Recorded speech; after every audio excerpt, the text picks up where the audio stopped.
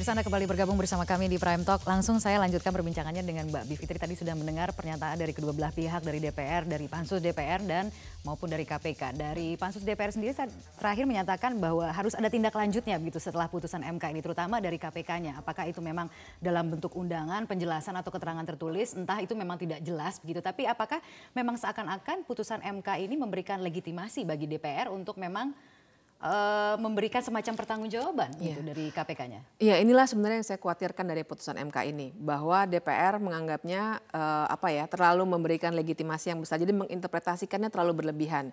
Karena menurut saya apa yang disampaikan oleh Pak Arteria tadi juga agak berlebihan. Sebenarnya MK bagian yang mana yang berlebihan? Sebenarnya MK tidak mengatakan kemudian DPR tidak anti korupsi dan lain sebagainya. MK hanya menyatakan bahwa silakan periksa KPK sepanjang yang berkaitan dengan tugas-tugas dia terkait dengan eksekutif. Titik, itu saja.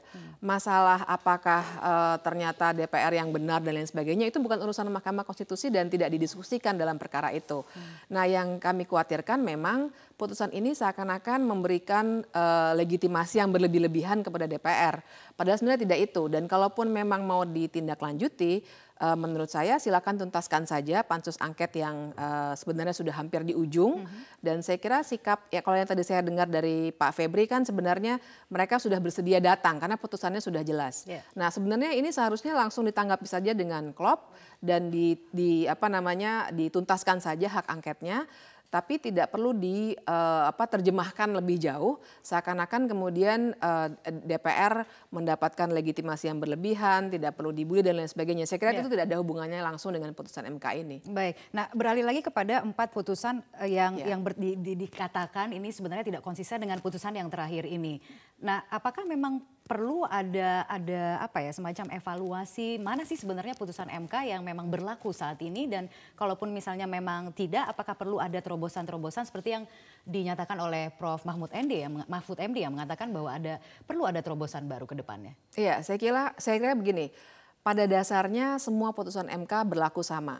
Dan yang perlu diingat adalah 4 putusan yang disebut oleh 3 dari 4 hakim yang tidak sependapat ya dengan 5 hakim lainnya. Itu sebenarnya pokok perkaranya bukan pasal yang diujikan, pasal 79 ayat 3 Undang-Undang MD 3 ini. Sehingga 5-5-nya ini tidak saling menegasikan sebenarnya. Hanya dalam pertimbangan hukumnya yang memang penting sebagai sebuah diskursus bidang hukum, itu punya pandangan yang berbeda-beda soal di mana letak KPK sebagai lembaga independen atau tidak. Nah, kalau misalnya memang mau dikaji lebih jauh, saya kira sangat bagus. Dan memang perlu dilihat lebih jauh, sebenarnya mungkin kita perlu mendefinisikan kembali letak KPK di mana.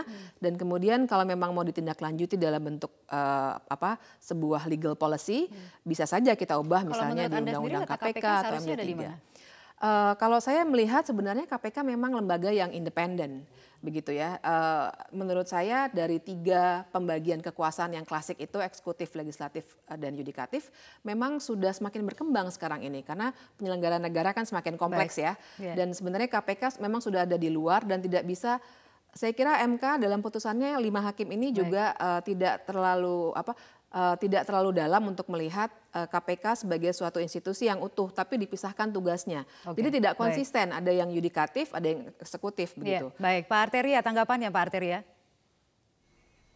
Iya, saya mau mengatakan bahwa putusan MK itu adalah final and binding. Tidak ada pilihan lain selain melaksanakan putusan Mahkamah Konstitusi. Percuma kita mengomentari. Kemudian yang kedua, dikatakan ada 4 putusan sebelumnya. Saya ingin kita jujur dan waras berpikir. 4 putusan yang sebelumnya nggak ada kaitan dengan 79 ayat 3.